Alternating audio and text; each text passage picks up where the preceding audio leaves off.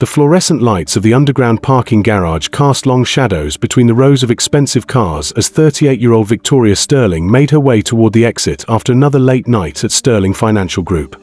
As the chief executive officer of one of the city's most successful investment firms, Victoria was accustomed to working until well past midnight, often being the last person to leave the 40-story building that housed her empire. Tonight, however, Victoria had decided to conduct one of her quarterly undercover walks through the building. Dressed in simple business attire rather than her usual designer suits, she wanted to observe how her night shift employees performed when they thought no executives were watching. These unannounced visits had become her way of staying connected to the day-to-day operations that kept her company running smoothly. As Victoria approached her car in the dimly lit garage, she noticed a small circle of warm light coming from near the security station by the elevator bank. Curious about what might be happening in an area that should have been quiet at this hour, she walked closer to investigate. What she saw stopped her in her tracks. A young man in a security guard uniform was sitting on a concrete ledge near the wall, using a small battery-powered lantern to illuminate the pages of a thick textbook. He appeared to be in his late 20s, with dark hair and the kind of intense focus that comes from someone deeply committed to learning. Despite the uncomfortable surroundings and inadequate lighting, he was taking careful notes in a notebook balanced on his knee. Victoria watched for a moment, impressed by the dedication this employee was showing to his studies. She could see titles of other textbooks stacked beside him, all related to business and finance. This was clearly not casual reading, but serious academic work being pursued under the most challenging circumstances. "Excuse me," Victoria said gently, approaching the security station. "I am Victoria from the executive offices upstairs. I was working late and could not help but notice your dedication to studying down here." The young man looked up quickly, clearly startled to encounter anyone in the garage at this hour. He immediately began gathering his books, assuming he was in trouble for studying during his shift. "I am sorry," he said, standing respectfully. "I am Daniel Martinez, and I work the overnight security shift. I was just using some downtime to catch up on my coursework. I did not think anyone would be down here." Victoria held up her hand to indicate he should not worry. "Daniel, please do not apologize. I am impressed, not concerned. What are you studying?" Daniel relaxed slightly, though he remained professionally cautious. "I am working on my master's degree in business administration. I take classes during the day and work here at night to pay for tuition and support my family." Victoria looked at the makeshift study setup, noting the worn textbooks, the careful handwriting in his notebook, and the small lantern that provided barely enough light to read by.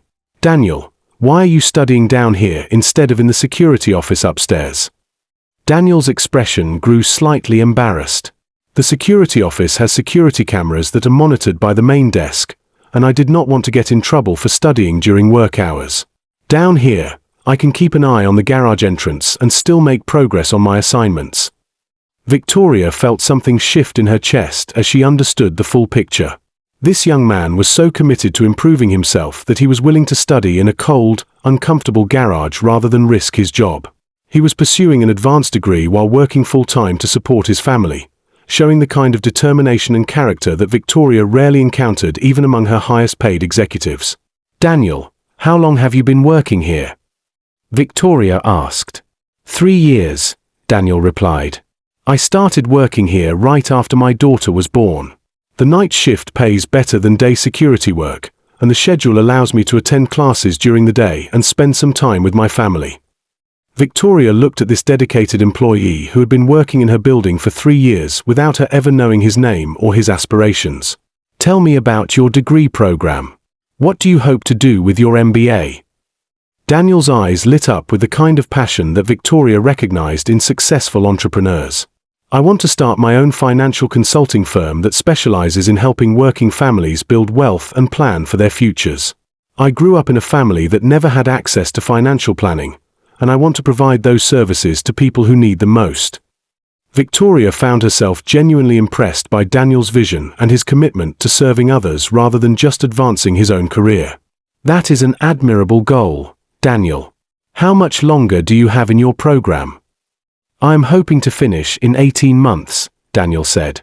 "It is taking longer than normal because I can only take 2 classes per semester while working full-time, but I'm determined to complete it." Victoria made a decision that would change both their lives. "Daniel, I have a proposition for you. How would you feel about transferring to a different position within the company that would allow you to gain experience in the financial services industry while completing your degree?" Daniel stared at her in surprise. "I appreciate the thought, but I am not qualified for any finance positions. I am just a security guard trying to improve my education." Victoria smiled, recognizing the same self-doubt she had felt early in her own career.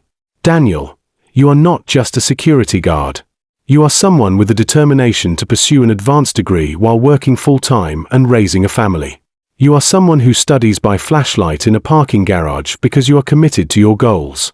Those qualities are more valuable than any specific experience." Over the following weeks, Victoria worked with her human resources department to create a paid internship position that would allow Daniel to work in the financial planning department during the day while completing his MBA at night. The position came with a significant salary increase and tuition assistance that would help him finish his degree faster. Daniel proved to be everything Victoria had hoped for and more.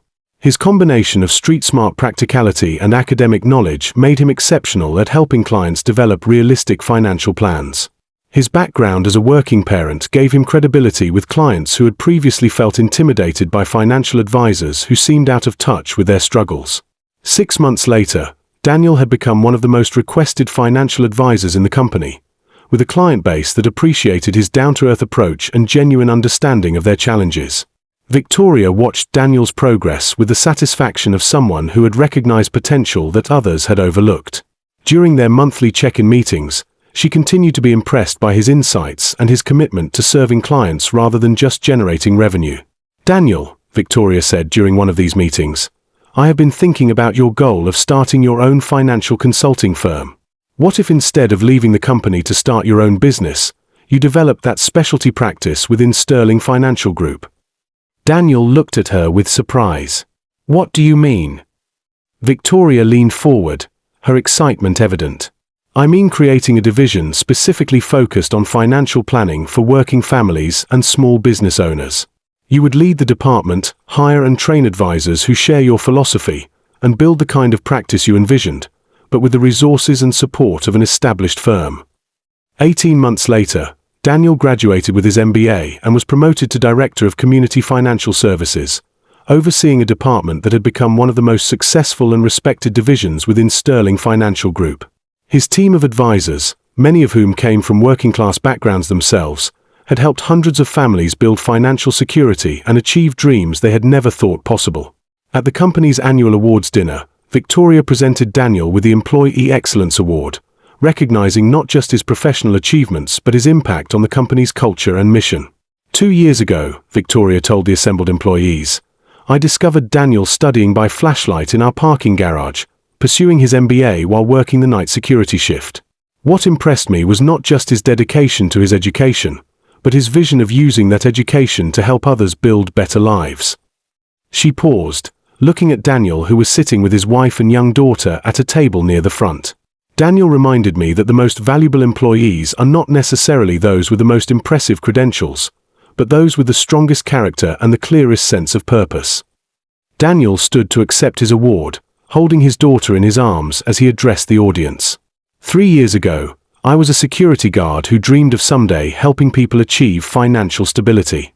Ms. Sterling did not just give me a job, she gave me the opportunity to turn my dreams into reality while helping others achieve theirs." He looked at Victoria with genuine gratitude. "She taught me that sometimes the most important light is not the one that illuminates the page you are reading, but the one that helps others see possibilities they never knew existed." After the ceremony, Victoria walked through the parking garage where she had first encountered Daniel studying by his small lantern. The security station was now staffed by someone else, but Victoria had made sure it was equipped with proper lighting and a comfortable chair for anyone who wanted to use downtime for personal development.